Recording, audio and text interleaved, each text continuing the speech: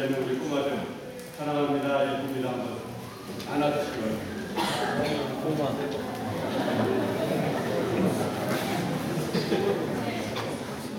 오늘도 아마도 예배를 잘 드릴 것입니다. 그런데 혹시 아이들이 좀 말을 하려고 하거나 움직일 때 우리 엄마 아빠들이 입을 막거나 아이를 꼬집지 마시기 바랍니다. 아이들은 말하고 움직여야지 건강한 것입니다. 그리고 말씀에 집중하면서 이런 소원합니다. 새해가 되면서부터 우리는 건강한 성도는 어떤 성도일까? 건강한 공동체는 어떤 공동체일까? 매주일 말씀을 통해서 묵상하고 또 도전도 받으면서 우리 삶에 적용시켜가고 있습니다. 말씀의 내용들이 너무 좋습니다. 예수님을 잘 믿고 서로 사랑해야 합니다. 주 안에서 기뻐해야 합니다. 서로 섬겨야 합니다. 예수님에 대한 소망을 가지고 예수님을 닮은 모습으로 살아야 합니다. 그리고 오늘 우리들이 묵상할 주제는 주님입니다.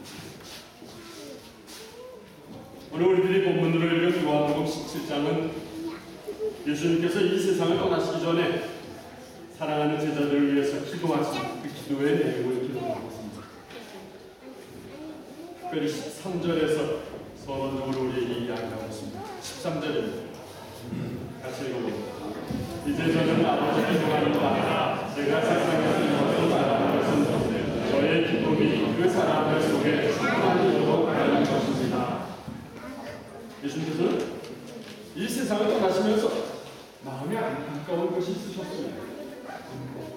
그것은 그동안 예수님을 믿고 예수님을 따랐던 사람들이 이 예수님의 죽음에 대해서 실망하고 절망하는 것이었습니다. 그래서 예수님께서는 예수님을 믿고 따르는 사람들이 정말 예수님처럼 기쁨이 충만해서 살아갈 수 있는 것이 무엇일까? 그것을 설명해 주시고 보여주세요. 그러면서 14절 전반절에서 강조하십니다. 제가 아버지의 말씀을 그들에게 주었습니다. 예수를 믿고 예수를 따르는 사람들에게 예수님께 주신 큰 기쁨의 선물은 다른 것이 아닌 하나님의 말씀이라는 것입니다. 다윗은 하나님의 말씀에 대해서 이렇게 고백을 합니다. 주께서 나를 불쌍히 여겨주시면 내가 살 수 있습니다. 이는 주의 말씀이 나의 기쁨이기 때문입니다. 만약 주의 말씀이 지금까지 나의 기쁨이 아니었다면 아마 나는 고통 가운데서 죽어갔을 것입니다. 주의 말씀은 내 발의 등불이, 주의 말씀은 내 길의 빛입니다. 그렇습니다. 하나님의 말씀은 우리에게 힘이 되는 것입니다. 지혜가 되는 것입니다. 이 하나님의 말씀은 우리에게 능력이 되는 것입니다. 그래서 사도 요한이 요한복음에서 이렇게 선포합니다. 태초에 말씀이 계셨습니다. 말씀은 빛이었습니다. 그 빛은 세상에 와서 모든 사람을 빛이었습니다.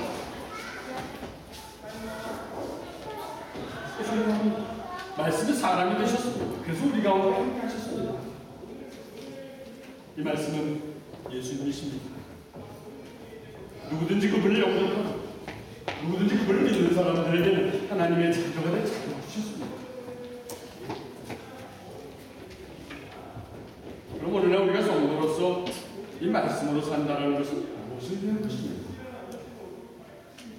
그리고 교회가 이 말씀의 공동체로 세워진다는 것은 무엇을 의미하는 것입니까? 저는 오늘 예수님의 기도문을 통해서 말씀으로 산다는 것에 대한 세 가지 중요한 의미를 드립니다. 우리에게 힘이 되고 우리에게 지혜가 되는 이 세 가지 의미의 말씀의 능력에 대해서 묵상을 하면서 우리 삶에 한번 적용해 보겠습니다.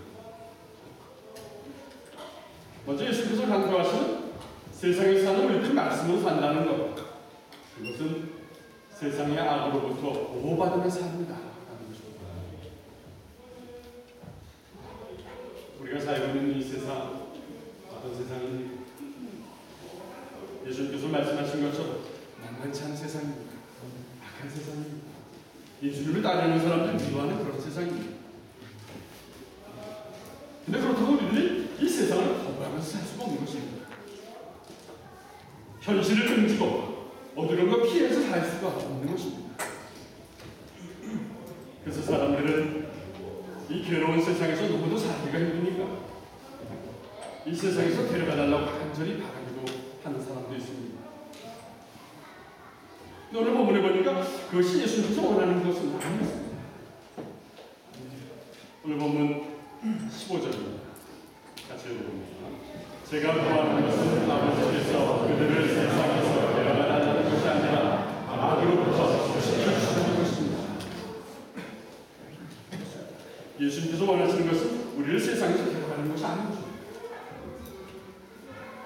우리들을 세상에서 데려가는 것이 아니라 세상의 악으로부터 오히려 우리들을 보호해 지켜가는 것입니다. 그러면 세상의 악에서 우리를 지킬 수 있는 것 과연 무엇이 있습니까? 세상의 악에서 우리를 지킬 수 있는 유일한 것은 말씀입니다. 하나님이 주신 말씀입니다. 예수님께서도 이 세상에서 악한 세력에 의해 유혹을 받으실 때, 시험을 받으실 때 하나님의 말씀을 자신 지키셨습니다. 오늘날 광야에서 금식기도 하신 예수님께 사탄이 찾아와서 유혹을 합니다. 당신이 하나님이면 이 돌을 빵으로 만들어 보십시오. 예수님은 그 유혹을 어떻게 물리쳤습니까? 성경의 사람이 빵으로만 살 것이 아니라 하나님의 입에서 나오는 모든 말씀으로 살 것이다. 이렇게 기록되어 있다. 말씀하십니다. 말씀으로 유혹을 물리쳤던 거죠. 베드로는 어떻습니까? 이 베드로는 기가 막힌 유혹의 순간이 우리에게 다가온다면 그 유혹을 어떻게 이겨낼지 이렇게 권면합니다. 마음을 강하게 하고 늘 주의하십시오. 왜냐하면 이 원수마귀가 배가 고파서 으르렁거리는 사자처럼 먹이를 찾고 돌아다니기 때문입니다. 저는 이 베드로의 말씀을 묵상할 때마다 떠오르는 이야기가 여러분들은 이미 한 번은 들어보신 그런 이야기입니다. 아프리카에서 사역을 하던 어느 선교사님이 숲속을 지나가게 되었습니다. 근데 갑자기 숲속에서 사자 한 마리가 튀어나왔습니다. 겁이 지는 선교사님은 무서워서 덜덜 떨고만 있었습니다. 무엇을 어찌해야 할지 당황스러웠습니다. 그러다 얼떨결에 엎드려서 살려달라고 기도합니다. 근데 갑자기 사자가 앞발을 모으고 기도를 하라고 합니다. 오늘 저에게 일용한 양식을 주시니 감사합니다. 이 예언이 사실 재밌으라고 하는 것이 아닙니다. 재밌으라고 하는 이야기가 아니라 우리에게 도움을 주는 이야기입니다. 으르렁대며 먹이를 찾아다니는 사자와 같은 악한 세력도 그럴듯하게 말씀으로 포장해서 우리에게 다가온다는 것입니다. 그러나 사도 요한은 이런 상황에서 얼떨결이 아니라 강하고 담대할 수 있는 비결을 우리에게 알려줍니다. 요한일서 2장 14절 후반절입니다. 같이 있습니다. 젊은이들이여 내가 이 글을 쓴 것은 여러분이 강하게 되느니라. 하나님의 말씀이 여러분 안에 살아있으므로 여러분은 악한 자와 싸워 이겼습니다. 그렇습니다. 우리 안에는 하나님의 말씀이 살아있어야 하는 것입니다. 그리고 공동체 안에서 말씀으로 서로 나누는 것입니다. 그래야 우리가 영적으로 강해지는 것입니다. 그래야 악한 세력과 싸워서 이길 수 있는 것입니다.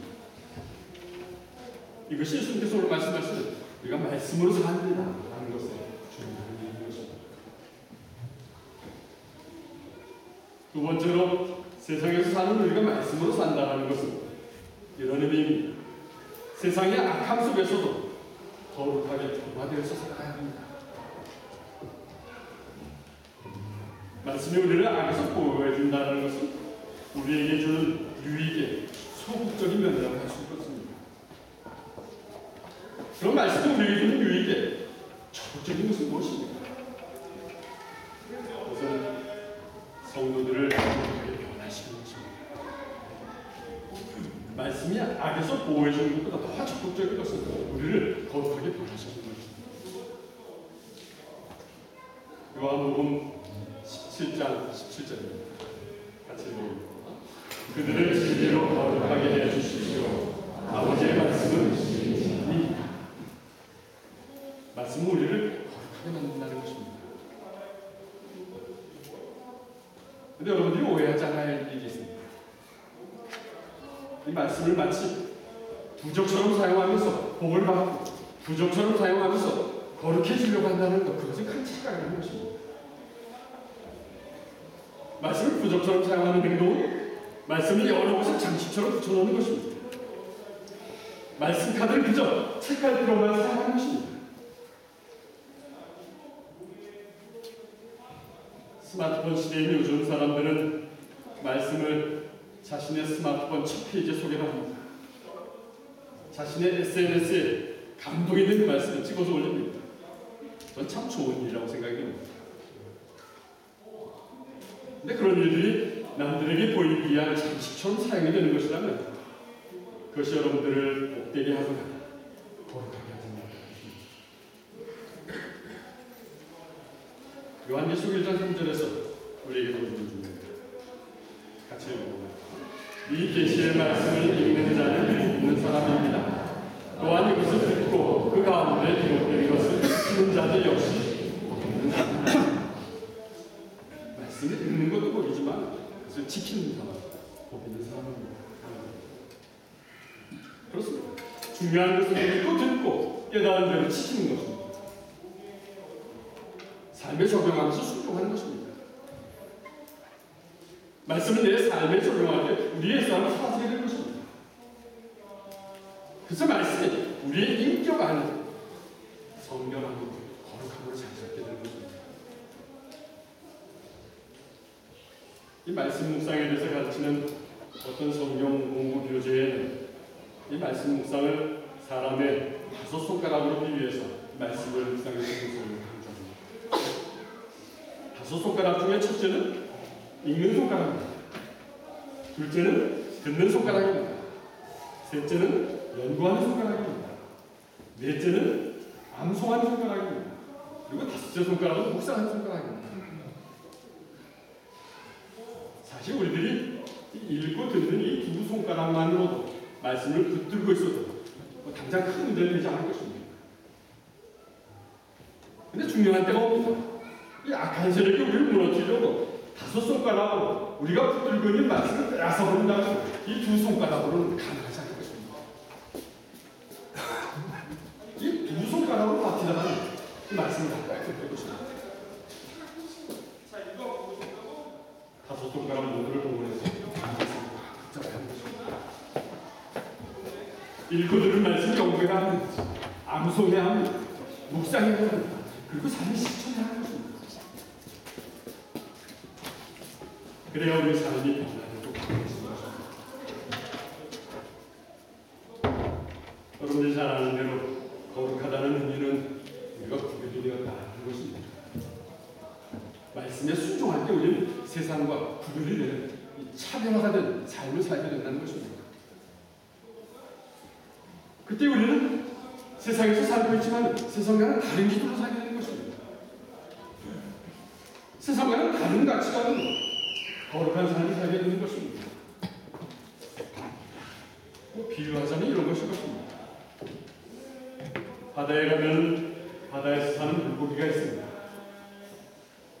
이 물고기는 짠 바닷물에서 살고 있지만 이 물고기 자체는 절대적으로 짜지 않습니다. 바다에 보면 떠다니는 배가 있습니다. 이 배는 육지가 아니라 바다에 떠 있습니다. 바다에서 필요한 것입니다. 그런데 절대 배 안으로 바닷물이 침투하지 못합니다. 만약 배 안으로 물이 들어오면 어떻습니까? 가라앉아 버릴 것입니다. 말씀으로 사는 우리들은 존재 그 자체로 세상에 도전을 주고 세상에 감동을 주는 그런 삶으로 살아가는 것입니다. 그리고 우리가 모여서 이제 하나가 된 우리 공동체는 세상의 빛으로 세상의 소금이 역할을 다한다는 것입니다. 이것이 우리가 말씀으로 산다는 것을 중요한 것입니다.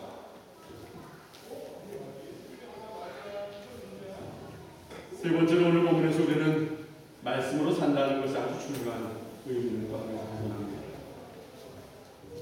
세상에서 사는 우리가 말씀으로 산다는 것은 세상 사람들에게 이제 예수님을 믿게 해야 한다는 것입니다.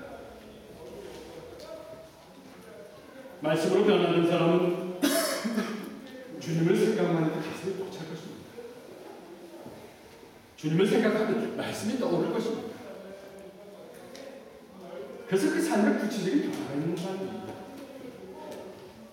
늘 불평하던 사람이 감사를 고백합니다. 사람을 미워하던 사람이 그 사람을 사랑한다고 합니다. 거짓말하던 사람이 이제 진득하니 신실해집니다. 이렇게 변화된 사람들, 주변의 사람들 놀라게 할 것입니다. 감동 줄 것입니다.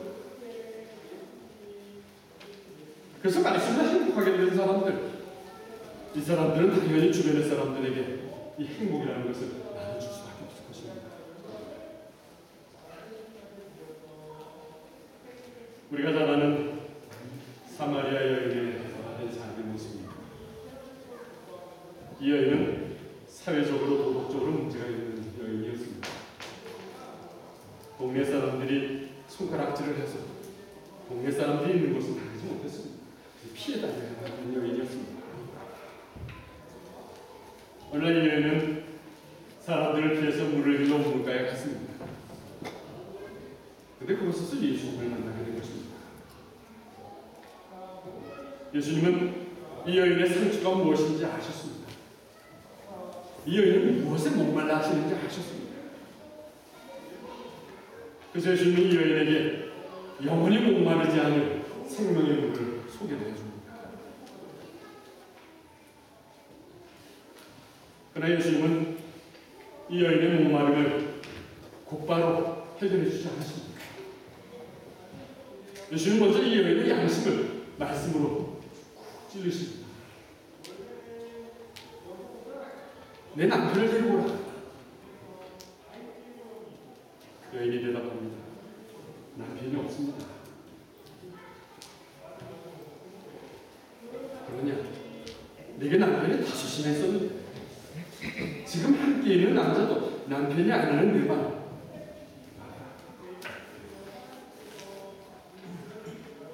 예수님의 말씀에 이 여인은 자신의 모습이 그대로 드러나게 되었습니다. 이 순간 자칫 잘못하면 이 여인이 상처를 받을 수도 있는 그런 순간이었습니다. 그러나 이 여인은 이 예수님의 말씀에 자신이 제 가운데 있었다는 사실을 깨닫게 되기 시작합니다. 그리고 점점 영혼이 빛으로 밝아지기 시작합니다. 예수님의 말씀이 이 여인은 부끄러움이 아니었습니다. 수치를 느낀 것이 아니었습니다. 오히려 이 여인은 예수님의 말씀에 뭔지 모르게 말할 수 없는 기쁨으로 가득 차게 되었습니다. 그리고 이 여인은 자신이 살고 있던 동네를 뛰어갑니다. 자신을 손가락질하는 사람에게로 달려갑니다. 그리고 그들에게 전합니다. 여러분, 내 과거 일을 다 아시는 분을 만났습니다. 그리고 그분이 나에게 다시는 목마르지 않을 생명의 물을 주셨습니다.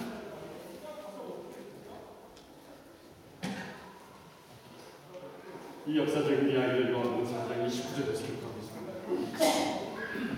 같이 한번 읽어봅니다. 여러분, 이리 와서 내 과거의 일을 다 말해준 사람을 한번 보세요. 이분이 메시아가 아닐까요? 예수님의 말씀을 듣고 삶이 변화된 이 여인은 이 자신만 행복, 자신만 기쁜 것으로 만족하면서 끝내지 않았습니다. 자신의 부끄러운 모습을 가장 잘 알고 동네 사람들이었지만 그들에게 달려갑니다. 그들에게 달려가서 자신이 행복한 것을 전하기 시작했습니다. 당시 그 동네 사람들의 반응이 어땠습니까? 요한복음 4장 30절입니다. 같이 읽어봅니다. 그러자 사람들이 마을에서 나와 예수를 보러 왔습니다. 그동안 손가락질하던 동네 사람들이었습니다. 그동안 무시하던 동네 사람들이었습니다. 근데 이런 여인의 예수님의 말씀을 전하는 것을 듣고 예수님께로 오게 되었다는 사실입니다.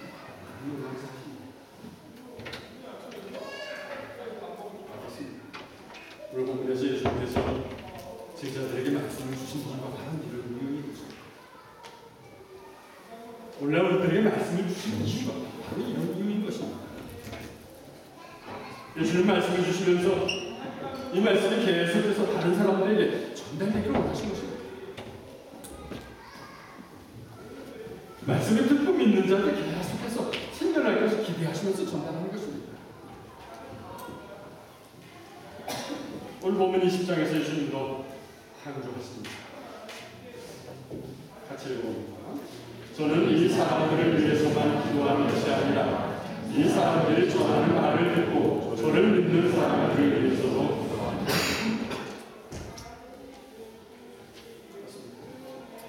저는 이 20장의 예수님의 말씀을 예수님의 간절한 기도를 묵상하면서 건강한 공동체는 말씀이 살아있는 공동체라는 깨닫게 됩니다. 또 건강한 공동체는 예수님이 주신 말씀을 나누는 공동체다. 또 건강한 공동체는 나눈 말씀을 삶으로 실천하는 공동체다. 그런 공동체는 건강한 성장할 수 없는 것입니다. 사랑하는 여러분, 오늘 우리에게 주신 메시지는 무엇입니까? 하나님의 말씀이 여러분들 안에 살아있어야 하는 것입니다.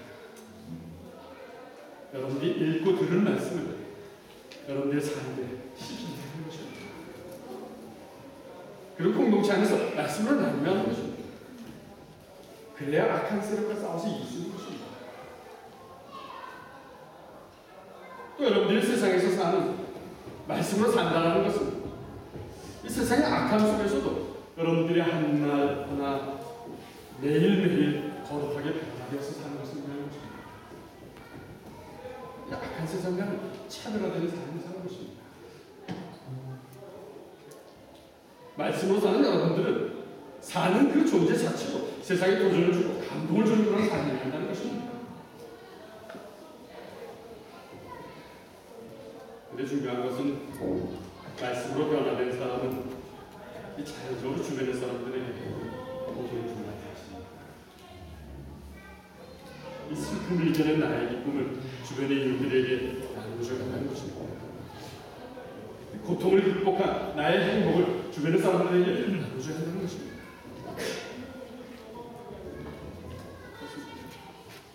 예수님께서도 우리 모두에게 말씀을 주셨습니다.